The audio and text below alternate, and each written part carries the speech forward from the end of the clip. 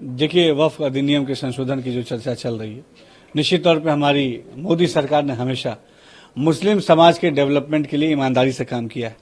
वक्फ की जो संपत्ति है, ये मुस्लिम समाज के विकास के लिए इसका इस्तेमाल होना चाहिए। वहां पे स्कूल, कॉलेज, हॉस्पिटल्स खुले, जिससे आम गरीब पिछड़े मुसलमान को लाभ हो। ये वक्फ की संपत्तियों का नेचर भी है और यही हमारी मोदी सरकार की सोच भी है। निश्चित तौर पे हमारी जो मुस्लिम समाज है, उसके हितों की रक्षा के लिए, उसके विकास के एजेंडे के लिए हमारी मोदी सरकार सजग है। और वक्फ की संपत्तियों पे बहुत सारी शिकायतें आम मुसलमानों की तरफ से आती थी कि उनका इलीगल इंक्रोचमेंट हो रहा है, अवैध कब्जे हो रहे हैं, मिसयूज हो रहा है। तो निश्चित तौर पे अवैध कब्जे या मिसयूज वक्फ की संपत्तियों का नहीं होना चाहिए। वक्फ की संपत्तियां केवल और केवल मुस्लिम समाज के डेवलपमेंट के लिए इस्तेमाल होनी चाहिए। ये चीजें बहुत आवश्यक हैं और इस आवश्यकता को हमारी मोदी सरकार समझती है और निश्चित तौर पर इस दिशा में जो भी सकारात्मक कदम होना चाहिए हमारी मोदी सरकार जरूर उठाएगी। देखिए, वक्फ की संपत्ति आम मुसलमानों के डेवलपमेंट के लिए इस्तेमाल होनी चाहिए और ऐसा आम मुसलमानों के तरफ से शिकायतें आती थी कि वक्फ की संपत्तियों को इलीगल तरीके से बेचना, उस पर इलीगल कब्जे, इंक्रोचमेंट, ऐसी चीजें हो रही हैं जो नहीं होनी चाहिए। वक्फ की संपत्तियों का सकारात्मक इस्तेमाल मुस्लिम समाज के डेवलपमेंट के लिए होना चाहिए और इस चीजों को सुनिश्चित करना हमारी मोदी और योगी सरकार की जिम्मेदारी है और अपनी जिम्मेदारी पे हम ईमानदारी से काम करेंगे। देखिए, समाजवादी पार्टी ने हमेशा समाज के विकास के लिए जो भी चीज जरूरी हो उन चीजों का विरोध किया है। समाजवादी पार्टी ने हमेशा मुस्लिम समाज के डेवलपमेंट के लिए जो भी चीज जरूरी हो उसका विरोध किया है। जब भी हम मोदी सरकार या योगी सरकार, ये बड़ी अजीब बात है, जब भी मोदी और योगी सरकार ने आम मुसलमानों के डेवलपमेंट के लिए कोई कदम उठाया, इस बात का विरोध समाजवादी पार्टी ने किया। ये बात अपने आप में चिंता का विषय है। जब हम मदरसा शिक्षा की बेहतरी की बात करते हैं तभी भी समाजवादी पार्टी इसका विरोध करती है। जब हम मुस्लिम समाज को सशक्त करने की बात करते हैं तभी भी समाजवादी पार्टी इसका विरोध करती है। जब हम मुस्लिम महिलाओं के हितों की रक्षा की बात करते हैं, उनको ट्रिपल तलाक के कानून से निजात दिलाने की बात करते हैं, तभी भी समाजवादी पार्टी इसका विरोध करती है। जब हम वक्फ की संपत्तियों के विकास की बात करते हैं, उनकी रक्षा की बात करते हैं, तभी भी समाजवादी पार्टी इसका विरोध करती है। इसका साफ मतलब है कि समाजवादी पार्टी केवल और केवल मुसलमानों के विकास की विरोधी पार्टी है। वो केवल और केवल मुसलमानों को वोट बैंक के तरह इस्तेमाल करके, उनका राजनीतिक इस्तेमाल करके मुसलमानों को वोट बैंक के चश्मे से देखती है।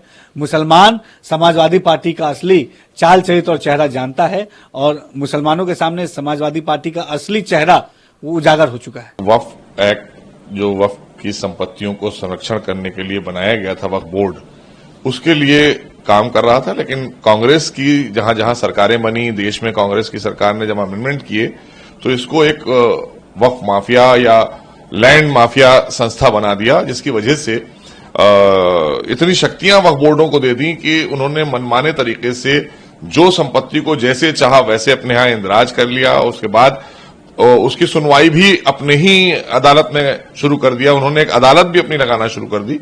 तो उसको लेकर पूरे देश में लोगों को परेशानियां हुई। बहुत सी ऐसी संपत्तियां थी, क्योंकि अपार शक्तियां दे रखी थी कांग्रेस की सरकार में वक्फ बोर्ड में।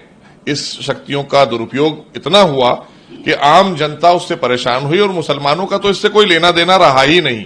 जितने कांग्रेस के लोग थे वही उसमें मेंबर बन जाते थे, वही अध्यक्ष बन जाया करते थे, उन्हीं लोगों को वो दे ही देते थे और पूरा सरकार कांग्रेस की उनको संरक्षण देती थी जहां जहां राज्यों में इनकी सरकारें होती थी।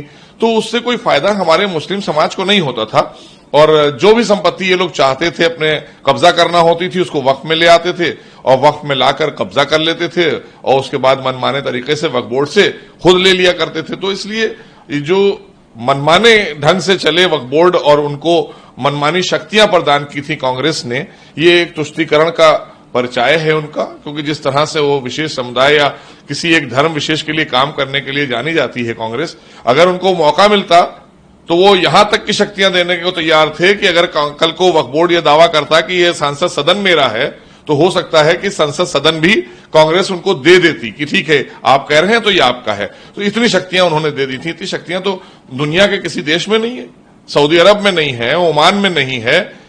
इतनी शक्तियां नहीं है कि वक्फ बोर्डों को, और हमारे देश के अंदर किसी भी संस्था को वक्फ बोर्ड से ज्यादा शक्तियां नहीं प्रदान की हैं हमारे किसी भी संविधान में हमारे। तो इसलिए ये जरूरत थी, पूरे देश की मांग थी कि यहां पर अमेंडमेंट आए वक्फ एक्ट में, क्योंकि जो लोग परेशान हैं, अब आप देखिए एक सीधी सी बात है कि साउथ में, तमिलनाडु में एक गांव है जो हिंदुओं का गांव है, वहां पर कोई मुसलमान नहीं रहता है, तमाम मंदिर हैं, वो वक्फ दर्ज कर दी गई, वक्फ बोर्ड में दर्ज कर दी गई। ऐसे ही और जो लोग विरोध कर रहे हैं, तो जाहिर सी बात है यही लोग कुंडली मार कर बैठे हैं वक्फ की संपत्तियों पर या आम लोगों की संपत्तियों पर वक्फ के नाम पर। तो इसलिए परेशानी उनको है।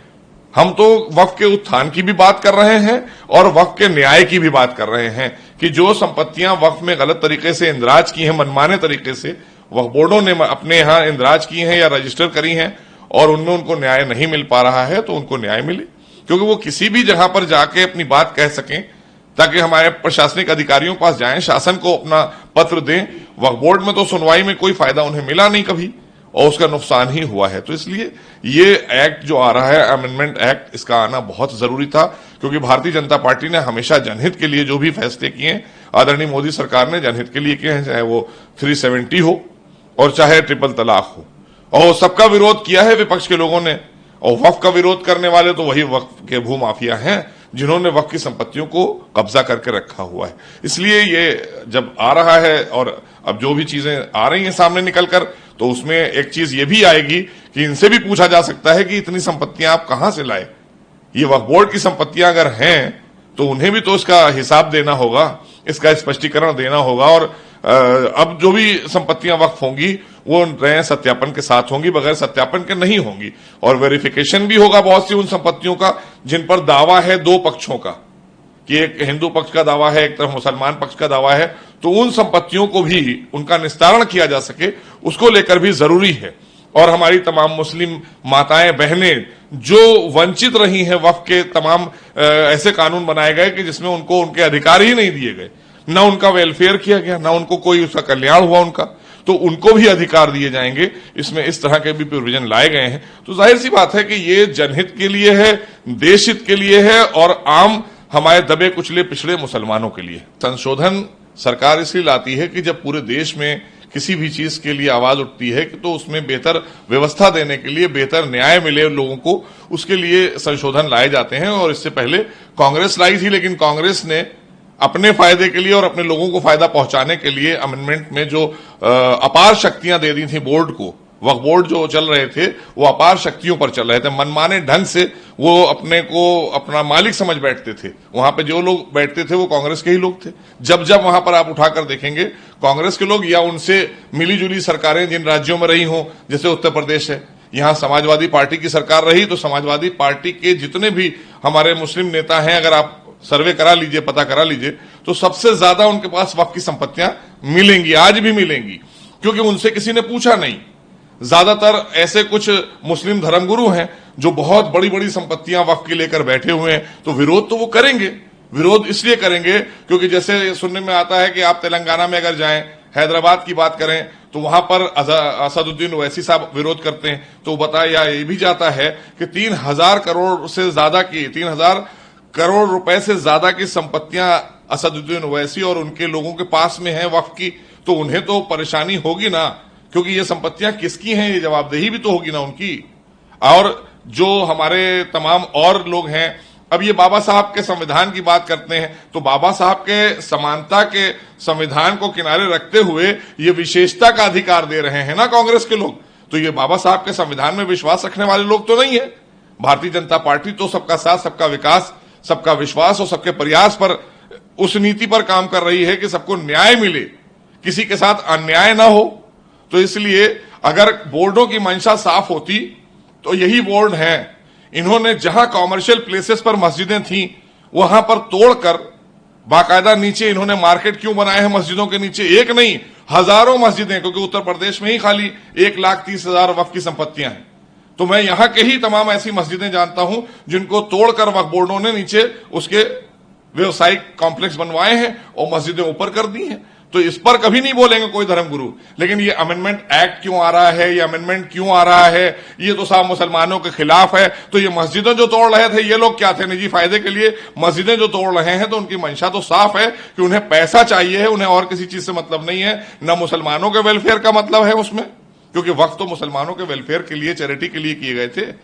और तमाम जो हिंदूज प्रॉपर्टी आ गई हैं उनको भी इन्हें हासिल करना था, उनको भी वापस नहीं देना है। तो ये सारी चीजें जो चीख पुकार है वो इस बात की है कि उन लोगों के भी चेहरे बेनकाब होंगे जिन्होंने ये बोर्ड बनाए थे और इनको अपार शक्तियां गलत तरीके से इस्तेमाल करने के लिए दी थी, और इन्हीं के लोगों ने उन शक्तियों का इस्तेमाल करके इनको भी आच्छादित किया और खुद भी उसका दुरुपयोग करते हुए खूब अकूत संपत्तियां बनाई हैं। तो इसलिए वो संपत्तियां वापस लाकर उनका वेलफेयर किया जाए। जो दबे कुचले पिछड़े हमारे मुस्लिम समाज के, हमारी माताएं बहनें, गरीब जो लोग हैं जिनको आज मकान दे रही है मोदी सरकार, आखिर अगर इतना ही आपके पास था तो आप इनको आच्छादित कर देते। एक भी व्यक्ति को तो इन्होंने कभी आच्छादित नहीं किया वक्फ के अनुदान से या वक्फ के पैसे से।